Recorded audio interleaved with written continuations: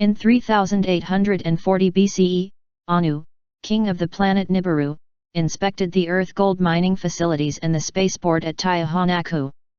There, he pardoned Marduk for his attack on Commander Enlil's forces. Marduk, now called Ra, returned to Egypt, where he and his priests from the city of Thebes warred against his half-brother Ningishzida, Thoth, who ruled from Heliopolis and Memphis.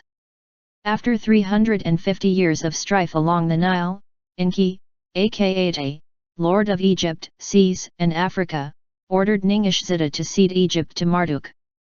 Ningishzida moved on to build a stone observatory planetarium at Lagash in Sumer and an observatory astronomical computer in Britain before he moved on to build similar structures as well as tin and gold processing plants atop the Andes and in Central America.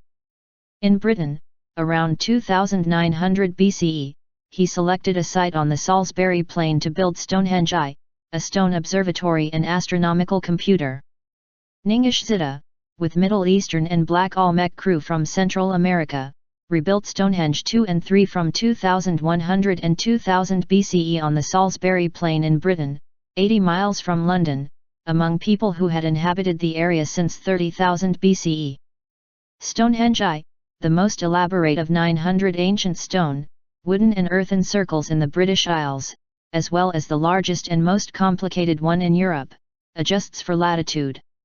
From the sight lines at Stonehenge, its keepers can foretell eclipses, solstices, moon phases and changing apparent positions of the stars. Stonehenge features 30 upright stones, of which 17 remain, pairs of huge upright stone blocks, each about 13 feet high, connected at the top by a massive lintel stone to form freestanding trilithons erected in a semicircle, surrounded in turn by a massive circle of similar giant stones connected at the top by lintels carved to form a continuous ring around the paired uprights. Inside this massive stone ring, smaller stones, bluestones, from 250 miles away overland and 2 miles down the Avon River from southwestern Wales, of which 29 are still there, form the bluestone circle outside the trilithons in a bluestone semicircle. Within this second ring stood 5 pairs of trilithons, making up the sarsen horseshoe of 10 massive sarsen blocks. The innermost circle consisted of 19 bluestones that form the bluestone horseshoe. Within this innermost compound, on the axis of the whole Stonehenge complex, stood the altar stone, a 16-foot-long dressed block of blue-grey sandstone half buried under an upright and the lintel of one of the trilithons. The rings of stone are in turn centered within a large framing circle.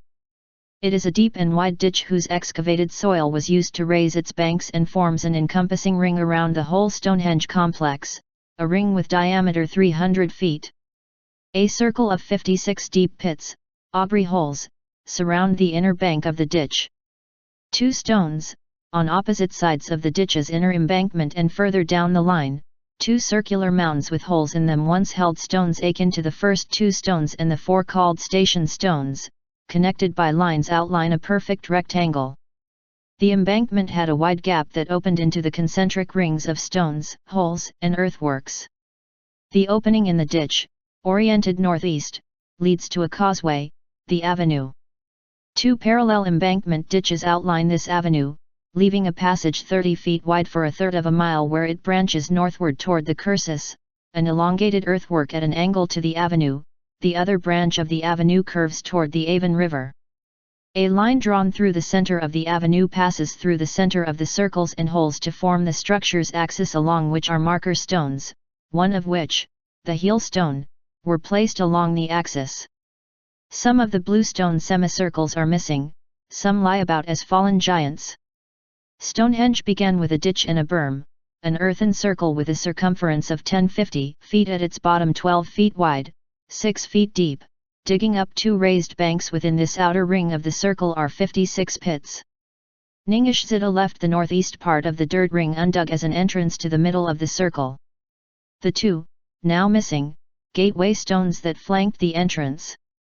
The entrance stones gave the heel stone, a massive boulder set 4 feet underground and 16 feet above on a 24-degree angle, round points on which to create lines of sight down the avenue that movable pegs set into holes on the entrance stones. Ningishzida put 4 rounded station stones within the circle to form a perfect triangle. That was the extent of Stonehenge I. The earthen ring, an entranceway axis, 7 stones, and wooden pegs. About 2100 BCE, Ningxida directed the Wessex people to add 4-ton bluestones to Stonehenge, now called Stonehenge II. A double bluestone circle thus surrounded Stonehenge II. The builders shifted the heel stone, widened and realigned the avenue to keep up with the changes in the earth's tilt made in the sunrise point. Ningxida and the Wessex moved the altar stone when the remodeling began. Stonehenge III, around 2000 BCE, Ningxida re-erected the heel stone and dug holes for new sidings.